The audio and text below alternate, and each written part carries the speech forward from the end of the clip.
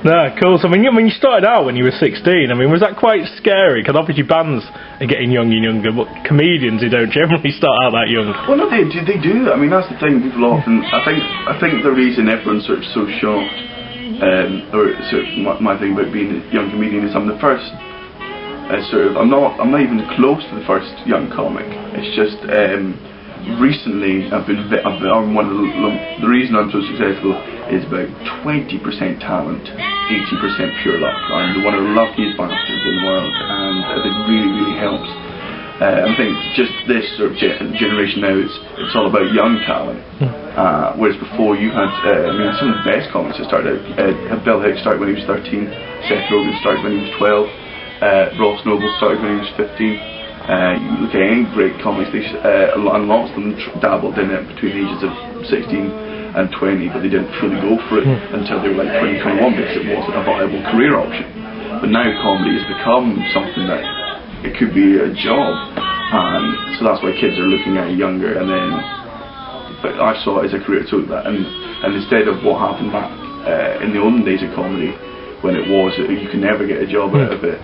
So they'd always be trying it and then keep doing another job. I really went for this, and I was just lucky to be sort of at the right place, the right time, sort of the right image, the right style and everything to go forward. So it's been all luck. Yeah, so I mean, you're sort of doing your stretch on the comedy circuit, kind of like your university, where every day it's old men basically telling you what to do. Yeah, it's that thing. You know, it's the travelling. My mates are uni, and they're like. And the thing is, they tried to. I mean, I turned down uni, and I still have the uni lifestyle. I always go out with getting drunk with my mates at uni and stuff. But they always do that thing, which is you need to.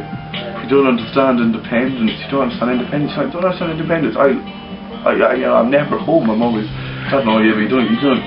I made my bed last week. So I'm on. They're like, I do my own work. I made my own things. So I was in Australia by myself for 2 weeks. I think that's independence. I got there by myself. Yes, I had babysitters technically.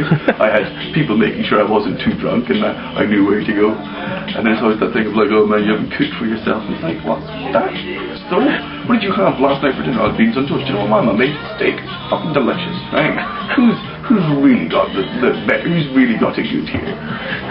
And there's that thing that always try to make me sort of feel jealous, and I am jealous. I miss my friends a lot, and travelling a lot. I'm not home as much as I'd like to be. And you obviously friends with everyone on the circuit, but they're not your school friends, and they're not your, sort of, Yeah, because I guess it is a lot of time on their own, isn't it? Just trains and whatever. Trains, planes, public transport. And it's the thing, people often go like, comedians' jokes are so cliched, and it's like, well, you've got to understand, all we do is get on public transport, watch other people, like, people watch, and masturbate. Stay in hotel rooms, and it's all we do, and that's why you will see so many comedians going, I hate planes, I hate trains. They do hate planes, and they do hate trains. It's, they spend half their time there. I think once you just start doing jokes about comedians, who start doing jokes about their wives and stuff, they're actually happy because they get to be home every now and again. And I think doing jokes on the road about your girlfriend and your family is a way to sort of, even though they're not there, is to remember them, and it's good. It's a good way to sort of remind yourself that there's stuff outside of 400 drunk people laughing in your face. So I mean, what's been your best or worst gig? I've had quite a few best gigs. One of them was down here at the Comedy Store for the Gong Show. It was awesome. For the Michael McIntyre's Roadshow, it was obviously a big gig. I loved that. The Michael McIntyre's Roadshow edition, just in the Comedy Store in London, was just insane. Like, it's going on with loads of other comics. I walked out, and it's like 7-8 minutes. I just had a phenomenal gig. It had such a good gig. And at the end, Michael sort of went out and read the names, and people wanted an encore from me. And Michael said, do you have enough material for an encore? I'm like, no. He's like, just come back on. So I went on and I did an encore. I was insane. Like, people, one of the best comedy clubs in the world, called the Comedy Store. It was just insane. Like, I went upstairs, I phoned my mum, and I didn't cry because of the testicles. It was one of those moments you're like, this is what dreams are made of. And it was amazing.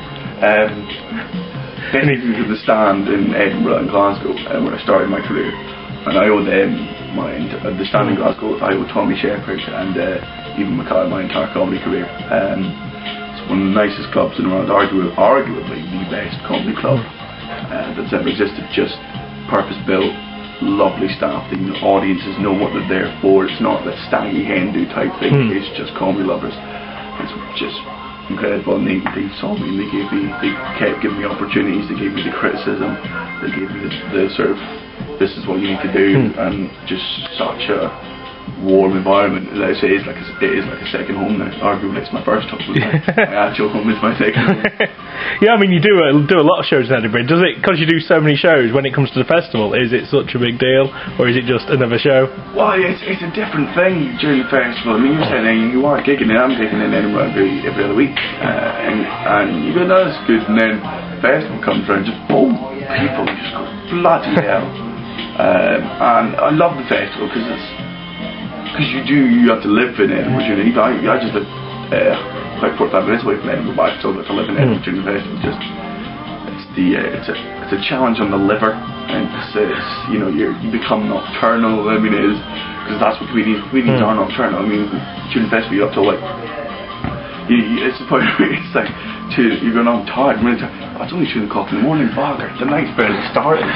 And it's just any other person that's like, whoa man, it's 2 in the morning, let's go home. But for us it's like, right, let's go get drunk, because that's when all your gigs are just ending.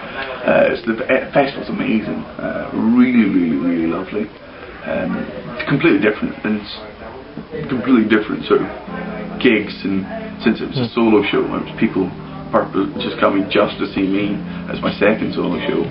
I enjoyed it a lot more this year. I mean, I had one of the best rooms in Edinburgh, Pleasantstone, one of the best rooms in the festival, and they were lovely. The audiences, they just really sat through my shit and laughed, which is more than you can ask for. So I mean, what have you got coming up? Sort of, obviously now that you're on TV, is it more TV or a tour, or? I don't know. I think we're in the middle of trying to get tour together. TV stuff is always nice. If it comes up, we'll look into it and then hopefully get more television stuff. I mean, obviously, I want to do the likes of QI, Argumental, Would I Lie to You, all that sort of stuff. I'd love to get on,